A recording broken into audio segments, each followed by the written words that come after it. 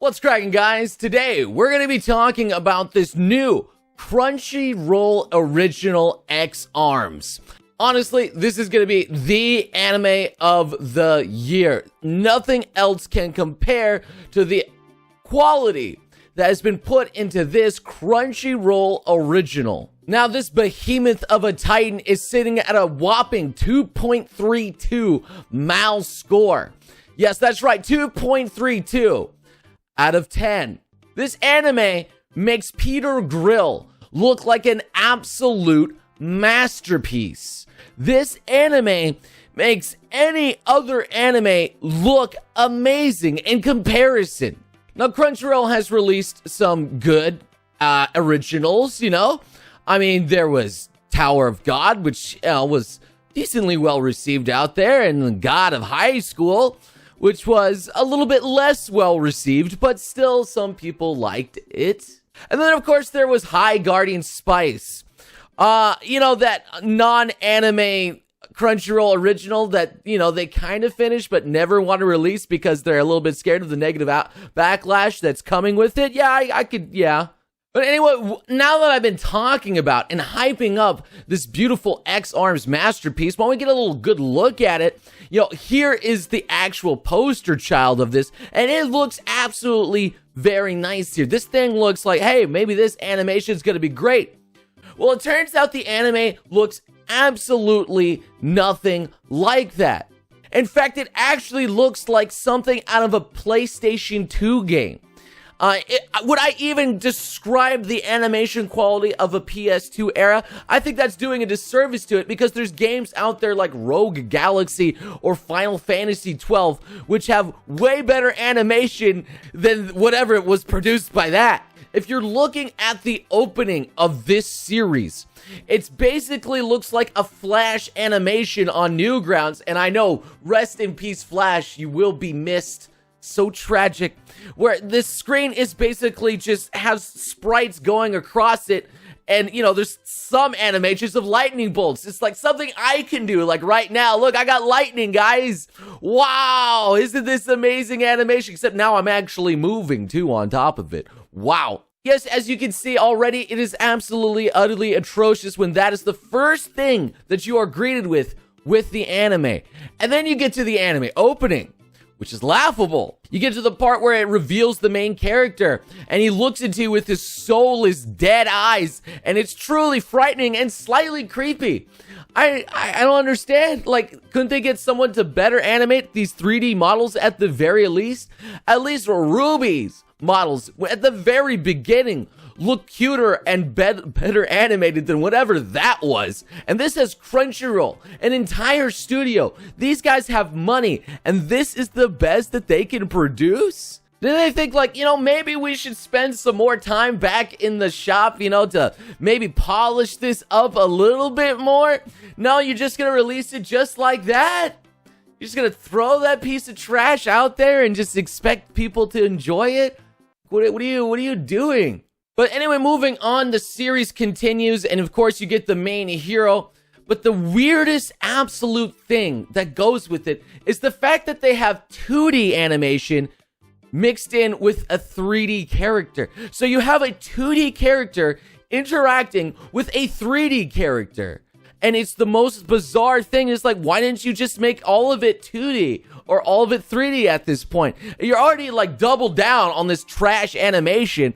Why don't you just, try something like not like that? Might as well make it all 3D. Or, if you got the 2D, why don't you just do the 2D? Yeah, sure, it won't be as animated as the 3D, I suppose, but it looks at least better.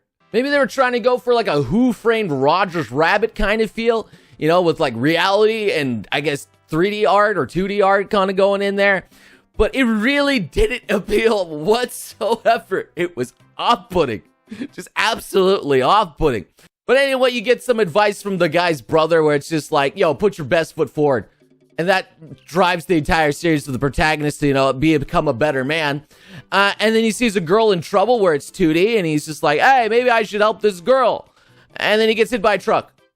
Yeah, he gets, you think he gets isekai'd pretty much here. That's right, it's an isekai kind of. And it fast forwards into the 2030s where, you know, technology is better and apparently there's working androids. Now, I look at our state right now and I'm going to be like, I really doubt we're going to have humanoid androids in 2030. All right. I don't see humanity advancing that far at all. And this is where you get your first taste at an action scene. And oh, dear God, it is stiff. It is not well produced and it is just corny as all heck. The only thing I can kind of compare it to is the Rubies, like prequel things that you got, like the character introductions. But even the animation in the Rubies, like stuff was way better, and the fight scenes looked way better in those and less corny. You got a bunch of troopers that can't hit this singular girl dancing around. I don't know. They even have guns mounted on these freaking crates, and they still can't hit this girl. It's beyond me. They have guns. Now, I wish to say that was the worst of it right there, but honestly, I think the fight scenes are the best part of this series. And that's saying a lot. That's the only thing you'd probably be watching this for at this point here. Just those corny, really bad fights. I mean, you don't even get much fan service because the guy, apparently he's been implanted into this device and is a brain now. An X-arm, if you will. You know, even inside of that, you know, they light out his freaking underparts, and they also light out the girl parts because, you know, that she wants him inside of him and he gets inside of her. Yeah, I know that this is the actual thing that goes on.